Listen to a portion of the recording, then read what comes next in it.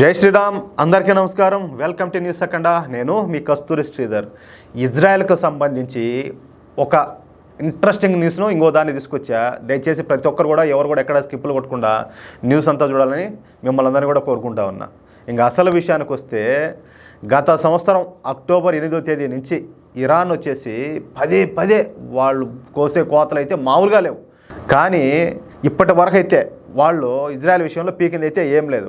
October 8వ తారీఖు నుండి ఇజ్రాయెల్ హమాస్ తీవ్రవాద సంస్థపై యుద్ధం చేస్తూ వస్తుంది. అప్పటి నుండి ఇజ్రాయెల్ అయితే ఈ ఇరాన్ వాళ్ళు బెదిరిస్తూనే ఉన్నారు. గాజాపై ఇజ్రాయెల్ యుద్ధం ఆపకపోతే మేము రంగంలోకి దిగుతామని అనేక సార్లు ఇరాన్ అయితే బెదిరించింది. కానీ ఈ ఇరాన్ ఉడతూపులకైతే ఇజ్రాయెల్ అయితే అసలు లెక్కలను కూడా వేసుకోవాలి.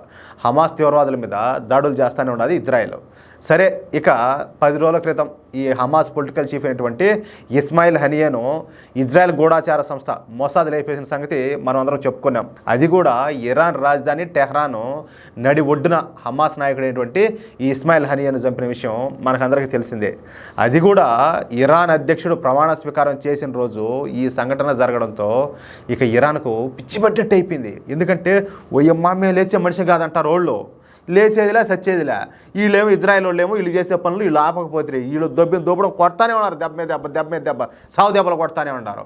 అట్టాడిది ఊరినైనా మాది అంత బుడుగు ఇంత బుడుగు అని చెప్తా ఉంటే, ఏకంగా అదే ఇరాన్ అధ్యక్షుడు ప్రమాణ స్వీకారానికి పోయినోడిని అదే ఇరాన్ రాజధానిలో లేపేచ్చిరి. ఎట్లుంటుంది?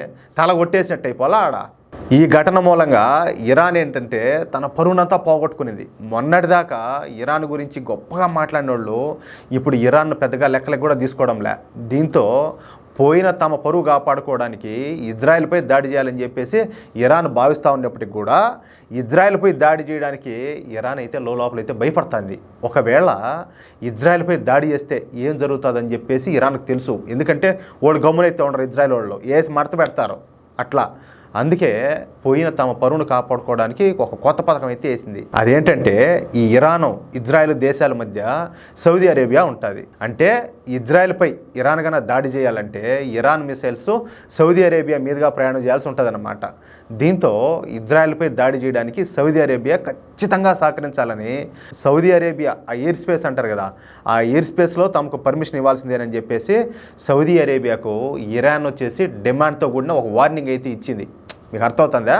అంటే అలా డిమాండ్ చేస్తే ఎవరో తమ ఎయిర్ స్పేస్ను వాడుకోవడానికి ఒప్పుకోరు. పైగా ఏంటంటే ఎదురు తిరుగుతారు.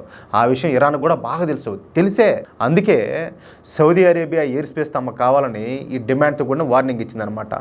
దీంతో ఇరాన్ ముందుగా ఊహించినట్టే సౌదీ అరేబియా అందుకైతే ఒప్పుకోలే, తెగేసి వాళ్ళు నో అని చెప్పారనమాట.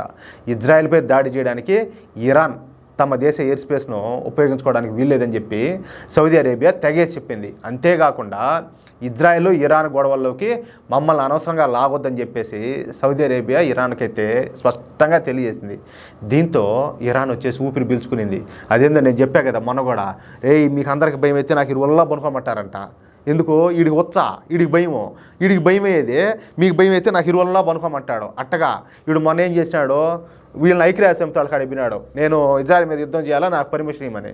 వాళ్ళు ఒప్పుకోవాలా. అది వీడికి ముందుగానే తెలుసు, అదొక ప్లాను. ఇప్పుడు ఏంటంటే ఈ మధ్యలో సౌదీ అరేబియా ఉన్నది కాబట్టి ఇరాన్ నుంచి పోయి ఇజ్రాయెల్ మీద దాడి చేయాలంటే ఈ సౌదీ అరేబియాకి సంబంధించి ఎయిర్ స్పేస్ వాడాలా. కాబట్టి మళ్ళీ వాళ్ళని అడిగినారు. అది ఎట్లా? రిక్వెస్ట్ చేసినట్టు కూడా కాదు, డిమాండ్ చేసినట్టు ఏదో వార్నింగ్ ఇచ్చినట్టు. వాళ్ళు ఒప్పుకుంటారా? వాళ్ళు ఒప్పుకోవాలా.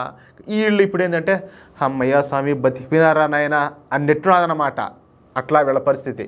ఈ వీడియోపై మీ యొక్క అమూల్యమైన అభిప్రాయాలను దయచేసి ప్రతి ఒక్కరు కూడా కామెంట్ రూపంలో తెలియజేయాలని చెప్పి కోరుకుంటూ, అలాగే ఈ వీడియో నచ్చితే దయచేసి లైక్ చేయడంతో పాటు వీలైనంత మందికి మన వీడియోని షేర్ చేయాలని మిమ్మల్ని అందరినీ కోరుకుంటూ, అలాగే ఇంతవరకు ఎవరైనా మన ఛానల్ సబ్స్క్రైబ్ చేసుకోకపోతే దయచేసి ప్రతి ఒక్కరు కూడా మన ఛానల్ సబ్స్క్రైబ్ చేసుకోండి.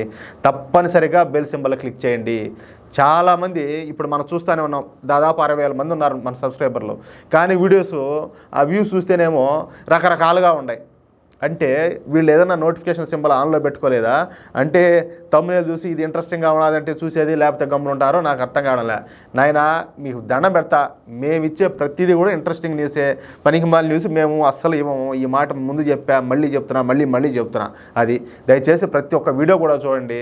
ఏదో ఒక ఇంపార్టెంట్ మ్యాటర్ ఉంటేనే మేము దాన్ని న్యూస్ చేస్తాం. దయచేసి అర్థం చేసుకోండి, సపోర్ట్ చేయండి. జై శ్రీరామ్.